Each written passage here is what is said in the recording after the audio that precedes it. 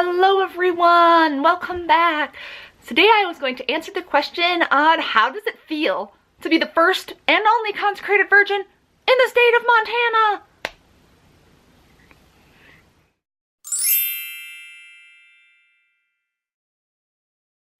Being the first consecrated virgin in my diocese has been interesting because when I was discerning the vocation, very few people in the diocese, including the bishop, know much about the vocation.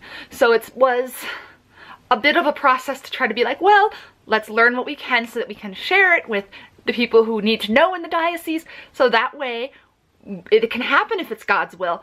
So it was talking to my priest and then talking to the bishop and then going on the information conference that the United States Association of Consecrated Virgins offers every year. I can leave a link to their website in the description.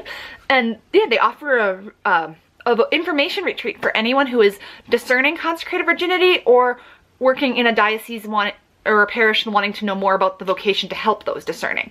So it's a really awesome retreat. The year I went, it was in Chicago, which was pretty awesome. I really enjoyed it, and the retreat was wonderful. I learned a lot, and you meet a lot of wonderful consecrated virgins from not just around the country, but around the world. We had a consecrated virgin from Germany who was there as well, so that was pretty awesome.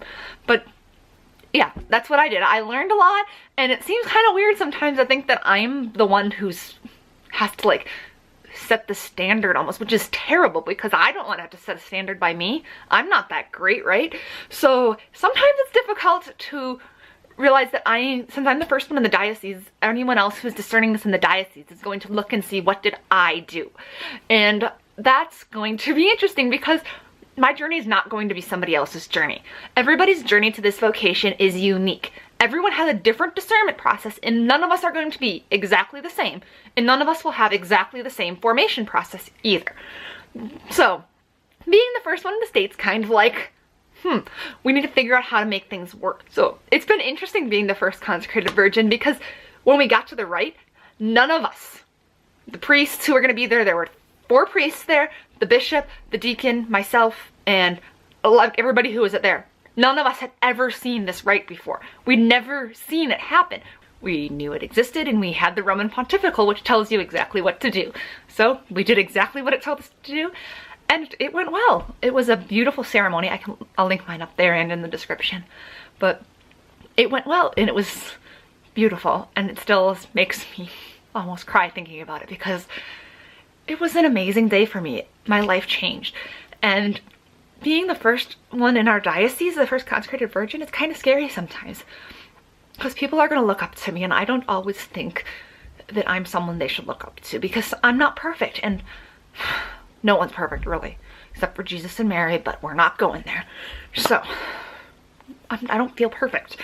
I don't feel good enough sometimes to be someone that everyone looks to because I don't always want that. It's like, yeah, I want to be recognized sometimes, and I love the Lord and so much, and I am his bride for eternity. That is just beautiful, but I don't always want people to be like, oh yeah, that's our consecrated virgin in the diocese. Like, whatever she's doing has to be perfect, like, she's just great. Well, pride aside, I'm not all that great all the time, and so it's kind of odd sometimes for people to be like, you're so great, we're so proud of you, and I'm like, I've never met you. You live on the other side of the diocese. I'm just the consecrated virgin in the diocese. I'm the only one here. I pray for you.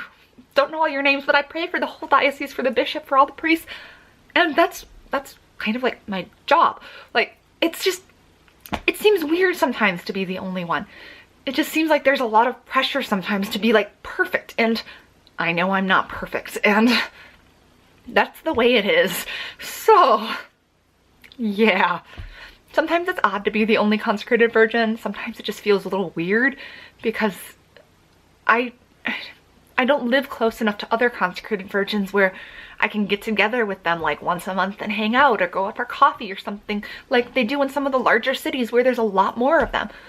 It's just me, and every year the United States Association of Consecrated Virgins hosts that information conference I mentioned, as well as a convocation. I can link that below too, for those who have been accepted as consecrated virgins by their bishop and those who have already received the consecration. and they can go to this and have like community with other consecrated virgins once a year.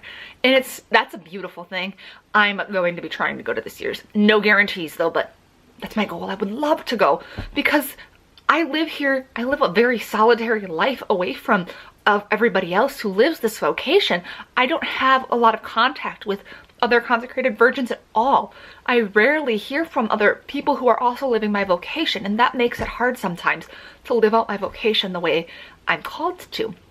So it's kind of odd sometimes to be the only one, and when I start thinking about it, I'm going, oh my gosh, I'm the only one. But yes, I'm the only consecrated virgin in my diocese, and sometimes it's strange, but sometimes it's really cool too. There had to be the first one, there always had to be a first one of everything, right? And if I can be the first one and there can be more, God bless them all. God bless everyone who will come after me, because now, especially in our diocese, now they know it exists. They know this vocation is an option, and I just can't wait to see what spiritual fruits God brings from all of this. So thank you all for watching this video. This is part of my Lent series, so there is a new vlog every day during Lent. So if you would like to subscribe and hit the little bell thing so you get notified when the new videos get posted every day, because I have no idea what times. It all depends on how well editing goes. Anyway, yeah, I'm just blessed. So thank you all for watching this video. I will see you next time.